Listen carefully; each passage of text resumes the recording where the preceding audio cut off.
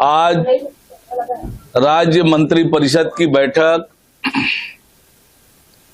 मुख्यमंत्री विष्णुदेव साय जी की अध्यक्षता में संपन्न हुई है। कई महत्वपूर्ण निर्णय आज की बैठक में लिए गए हैं। जो महत्वपूर्ण निर्णय लिए गए उनमें अनुसूचित जनजाति और अनुसूचित जाति के 5 विभिन्न उपजातियों को तकनीकी कारणों से उस वर्ग के मिलने वाली सुविधाओं से जो वंचित थे, उनके हित में एक बड़ा निर्णय लेते हुए डिहारी कोरवा, बघेल छत्री, संसारी उराव तथा पविया समाज के विद्यार्थियों को अनुसूचित जनजाति के समतुल्य तथा डोमरा जाति के विद्यार्थियों को अनुसूचित जाति के समतुल्य राजमद से राज्य छात्रवृत्ति तथा शिष्यवृत्ति प्रदान किए जाने एवं छात्रावास आश्रमों में स्वीकृत सीट के अधीन प्रवेश दिए जाने की सुविधा प्रदान करने का ये बहुत महत्वपूर्ण निर्णय आज की बैठक में लिया गया। आज की मंत्रिपरिषद में अक्षय ऊर्जा को बढ़ावा देने के लिए और बिजली उपभोक्ताओं को आर्थिक लाभ पहुंचाने के लिए प्रधानमंत्री सूर्यघर मुफ्त बिजली योजना के अंतर्गत घर की छतों में सोलर रूफटॉप संयंत्र की स्थापना में राज्य शासन द्वारा उपभोक्ताओं को वित्तीय सहायता प्रदान किए जाने का एक महत्वाकांक्षी और महत्वपूर्ण निर्णय लिया गया है। Chhattisgarh state power distribution company limited के माध्यम से पीएम सूर्यघर मुफ्त बिजली योजना के तहत घरेलू उपभोक्ताओं के घरों पर सोलर रूफटॉप संयंत्र लगाने पर केंद्रीय वित्तीय सहायता के साथ साथ राज्य की ओर से अतिरिक्त वित्तीय सहायता दी जाएगी। जो सोलर प्लांट की क्षमता यानी 1 किलोवाट, 2 किलोवाट, 3 किलोवाट और उससे अधिक के आधार पर अलग अलग होगी। उदाहरण के लिए 1 किलोवाट प्लांट के लिए कुल 45,000 रुपए की सहायता, जिसमें 30,000 केंद्रीय और 15,000 राज्य की ओर से सहायता दी जाएगी। इसी तरह से 3 किलोवाट या उससे अधिक के प्लांट के लिए कुल मिलाकर 1,08,000 रुपए, जिसमें 78,000 केंद्रीय और 30,000 राज्य की सहायता मिलेगी। Housing society residential welfare association के लिए भी इस तरह की सहायता प्रस्तावित की गई है। यह अनुदान CSPDCL को अग्रिम रूप से मिलेगी और वही इसे लाभार्थियों को देगी। वर्ष 2025-26 में 60,000 और 26-27 में 70,000 सोलर प्लांट की स्थापना का लक्ष्य रखा गया है। इससे वित्तीय वर्ष 2025-26 में 180 करोड़ और 26-27 में 210 करोड़ रुपए का वित्तीय भार आएगा। CSPDCL इस योजना के क्रियान्वयन एजेंसी होगी और नवीन एवं नवीकरण ऊर्जा मंत्रालय भारत सरकार के दिशा निर्देशों के अनुरूप इसे लागू करेगी। कंपनी इस योजना के संचालन के लिए एक अलग बैंक खाता खोलेगी, जिसमें सब्सिडी की राशि जाएगी और उसका हिसाब किताब किया जाएगा।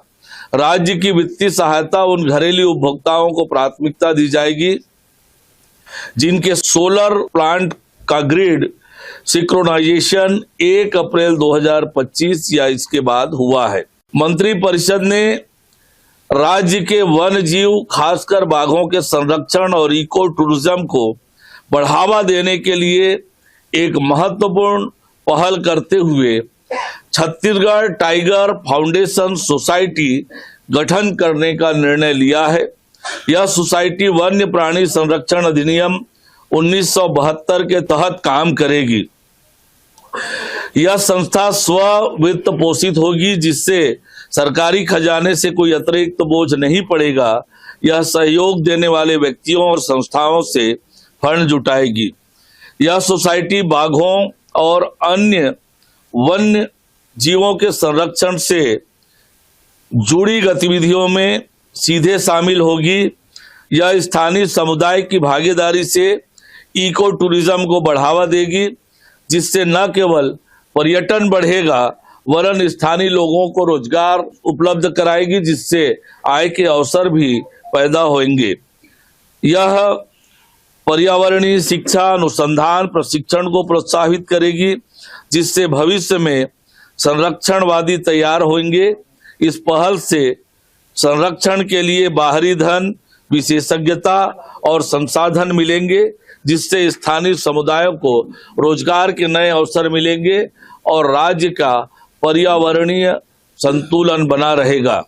यह छत्तीसगढ़ में वन्य जीव संरक्षण के क्षेत्र में एक मील का पत्थर साबित होगा, जो जैव विविधता की रक्षा के साथ साथ इको टूरिज्म को मजबूत करेगा। मंत्री परिषद द्वारा एक और बहुत ही महत्वपूर्ण निर्णय आज की बैठक में लिया गया, जिसके माध्यम से शहीद पुलिस कर्मियों के सर्वोच्च बलिदान को ध्यान में रखते हुए अनुकंपा नियुक्ति हेतु जारी एकजाई पुनरीक्षित निर्देश 2013 के कंडिका 13.3 में संशोधन करने का निर्णय लिया गया।